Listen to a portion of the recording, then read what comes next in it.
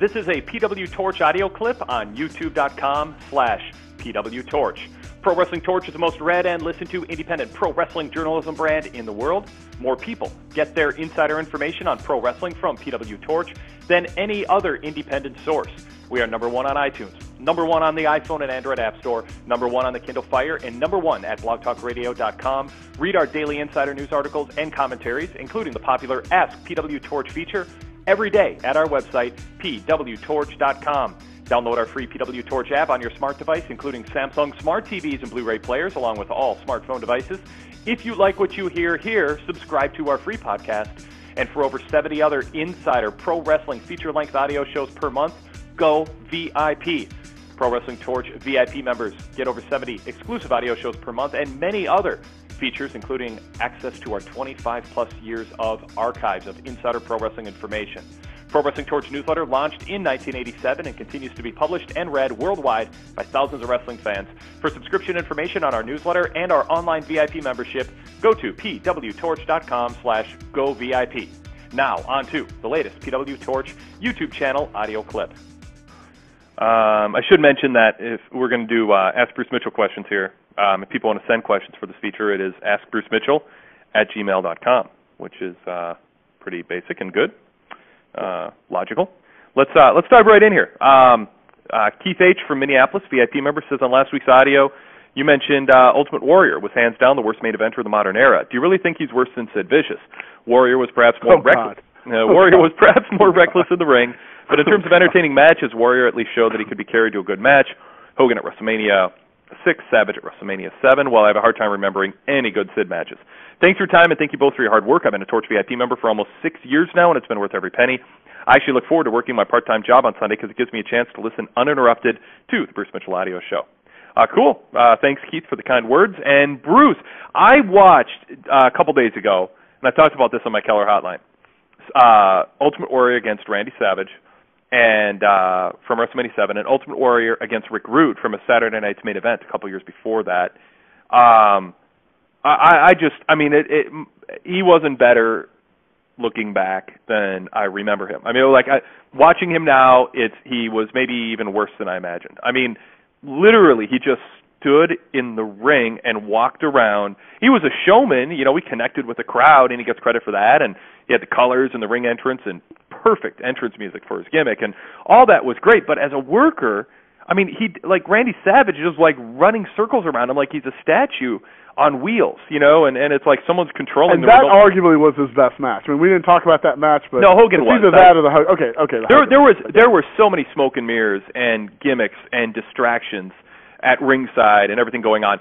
Rick Rude and Bobby Heenan on Saturday night's main event, same thing. No, it was all Rick Rude. It was just Rick. Yeah. Rick Rude is running off the ropes, bouncing off the ropes, jumping into Ultimate Warrior's extended arm, taking a hard flat back bump. I mean, just devastating. And Warrior doesn't take bumps. I mean, he doesn't take bumps. He's huffing and puffing. When he rose to the floor and does something, he's moving in this lumbering slow motion. It's like, a tree, trees in Wizard of Oz. It was just... I mean, I don't believe, you have to get over in the time that you're in, and comparing work rate and how guys work from one era to the modern era, I don't think is always that fair, but I'm going to do this right now because I think it makes a point. Ultimate Warrior would not make it to the main roster with that act, with the act that he came in with, or with that act. It just would. You've got to at least do something. I mean, you don't have to be, you don't have to be the greatest worker in the world, but But today, the work has risen too much for him to even make it in an opening match. And that gimmick you had, they protected him, and he would never have gotten there. They would have liked his muscularity, although his muscularity is really odd looking too. And we didn't talk about excuse me for saying this, but the white tits and what that meant. Yeah. And then the muscles. You could say white nipples. I mean, you don't white have nipples, to say excuse white. me. Yeah. You're right. I was trying to think of a way to say this. Or you can do what Taz does and call them the areolas. Yes. Well, that's what that is the term. So, he's, Rick Rude told people that that Warrior was the guy he couldn't get a match out of. He felt like he could be in a match or get a match out of anybody, and Bobby Heenan. I mean, they couldn't get a match out of Warrior, and that's he's not I would still say dirt worst. That's Warrior. I mean, and he worked in the sense of he got to that point, to that WrestleMania 6, and he was an intercontinental star. He failed as the top star, and then it was just a lot of trouble after that, a lot of real trouble. But in the ring, I just, I've said this a million times. I'm fine with people who look back at their childhood and go, that guy was my favorite, and I have a sentimental attachment to that. I've got no problem with that. But to say that he became a competent worker or a good worker or a mediocre worker, the evidence is just overwhelming. The people that worked with him, the people that when you watch the matches, it's not even close. And I don't recommend. You don't have to spend a lot of time watching his matches because he doesn't do different things. Lumbering is a good way of saying it. There is nobody else out there. Now, one of the things that, sometimes I get, I get told I'm critical. I got a friend who says, Bruce hates wrestling and laughs and all that, and it's like, I'm not, but it's like, I'm never looking for, let's figure out which thing was worse. Which crappy thing was even worse than this other crappy thing? I always just think they're crappy. To lead into comparing Ultimate Warrior to Sid Vicious. Sid Vicious was like Ultimate Warrior in that, and even more so in that when he stood there, I remember when he came on the national scene, my friends and I started seeing him. My friends just went crazy because when he stands there, he looks like, and more than Warrior did, he looked like just this violent, force that was about to be unleashed. The problem was it never unleashed. The problem was, and then, he didn't try to learn anything. He was known back in the, and I never see people bring this up, but the same type of fans that are all over the internet were newsletter fans, and the newsletter fans, he was known as Softball Sid for a couple of reasons. One, which he ditched wrestling shows all the time to go play softball. He no-showed shows all the time to go play on a softball team. And, it was telling to me that softball was a sport because it was the one place where you could stand still and use that power and then, trot off to the bases, and there wasn't a whole lot else, he needed to do. But anyway, but then also, you accurately portray his punching. John Cena doesn't punch the most natural way in the world. There's been plenty of wrestlers who can't punch, whose punches don't look that great. And there's some wrestlers who don't use punches because of that. But Sid Vicious, a major part of his thing was his punches, and they looked like, you can say it. Oh, I can say it. Yeah, he looked like he was a cat batting a paw at a ball, a toy that was hanging in front of him. A ball of yarn, yeah. Yeah, ball of yarn. Yeah, it's it literally had all the power of a cat's paw batting at a little, string toy or ball of yarn. Yeah, it was really, it's like you never watched one of his matches or never asked someone to help him, and yeah. And so he could get a reaction. He'd come out, and promoters loved him because they saw this. He couldn't look more marketable in the musclehead steroid era than Sid did, but he couldn't do anything. And it was when you get in the ring and there was no action, and you could feel fans being disappointed. And so he got major chances in WCW. He got major chances in WWE, and he couldn't carry the load because at some point you've got to be able to fire fans' imaginations. Crusher at the age of 55 or 60 in the AWA, because he had that history. He was muscle bound for that age, but he had a history where fans had seen him perform. So in their imagination, the ones that stuck with him still could see it.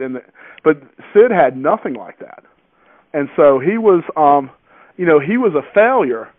But he didn't fall apart. He showed up for work. He didn't, for the most part, he didn't fall apart quite as quickly as Warrior did. But the two that I would point to that were majorly pushed over and over again, that you would just groan when you would see them come out, was Sid Vicious and Sid Udy, Sid Justice, and Ultimate Warrior. But I would say, thinking about it, I'd say Ultimate Warrior was worse. I think I would probably rather watch Sid's 10 best matches than Ultimate Warrior's 10 best matches. I shouldn't say I'd rather watch, because so much of, I mean... I don't want to watch either one. No, I know that. I just want to say that. I know, that's a given. I want to say that. But I'm saying you have to eat a spider or a fly, and I know you don't want to watch either. I'm just trying to make a point here. Right. Sid's 10 matches, I think, athletically would hold up better than Ultimate Warrior's 10 best matches, but I think Warrior's best 2 or 3 matches might be better than Sid's because there was more at stake when Warrior was getting a big push, and he was part of a more polished product when he was getting a big push, and the smoke and mirrors around him were much more elaborately done for the Hogan match at Mania, the Savage match at Mania, the NBC Center's main event match with Rick Rude. Those were big. Those were important matches to WWE, and they put a lot of thought into it. Sid was thrown out there in WCW, and then was it was just kind of up to Shawn Michaels, to carry Sid in the ring. But so I think maybe the 3 or 4 Ultimate Warrior matches might be better than Sid's best matches. But Sid probably had more watchable matches where you're like, Sid did his part, and had more agility and more speed and more movement than Warrior. I mean, yeah, but Sid is a star and a quarter, and Warrior's at 3/4 of a star or something. It's like they're not 40% and one's at 25% or something. It's like they're not good. And it was Sid needed something, but Sid tried more rudimentary things than Warrior did. He did more. I mean, it's not good. And they both had that kind of they both had that unprofessional, you never knew what they were going to do, that was foolish at the wrong moment parts to them. Right. Sid having and it was a bad idea in the first place, but Sid in his last match with El Gigante having a stretcher match at a big pay-per-view and in Florida for WCW, and standing, being put into the stretcher and then standing up immediately. It was just, it didn't make a difference. It was just like, you just being unprofessional.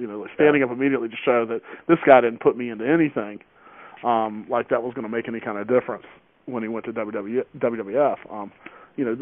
Those kind, and leaving places and having an inflated sense of what their worth was, and not learning about, and getting involved in, Sid getting the drinking incident with Arn Anderson and the scissors, and all the stuff that Warrior got involved with. They're kind of the same cloth in that you don't see this now anymore. I mean, from Muscleheads or anybody else, where they saw wrestling as something that you didn't need to learn, that it was just a place to make some money.